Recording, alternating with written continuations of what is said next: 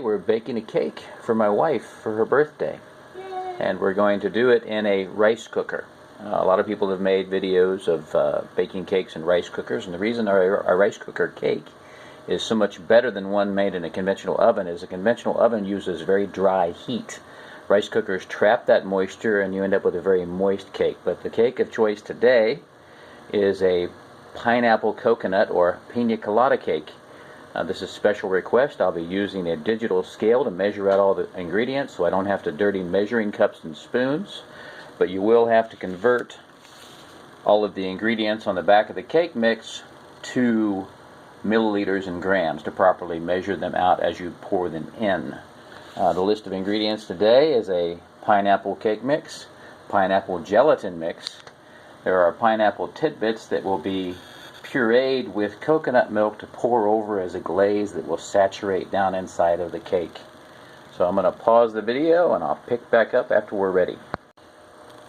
I'll be using the Instant Zest rice and grain cooker. It's an 8-cup model. Looking inside you can see that it's a very small liner pot. And in order to make this cake in this rice cooker, you have to cut all the ingredients in half. Except for the gelatin. It takes one full 3-ounce package of gelatin. But as far as the cake goes, you have to use half the ingredients you normally would if you're making the full cake. Now, knowing that every ounce of water is 29 milliliters, and I take the ingredients, half cup of water is 4 ounces, that's 118 milliliters.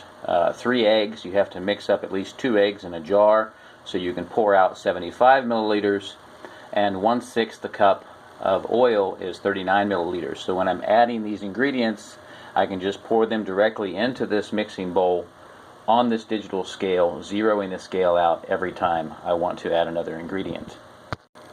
Okay, this particular cake mix has a total of 432 grams of cake mix. So I've poured into the bowl 216 grams using the unit of measure, which is adjustable by the word unit. So 216 grams of cake mix in the bowl. Okay, now we've added the pineapple gelatin mix. There's no need to zero the scale for that. You just add the entire 3-ounce package. Now, this cake mix calls for 3 eggs, so I have to put 1.5 eggs in. So how do you get 1.5 eggs? I saved an old olive jar, cleaned it out real good, pour the eggs in there and shake them up. Blends them really nice. You can measure out the ingredients as you pour them in.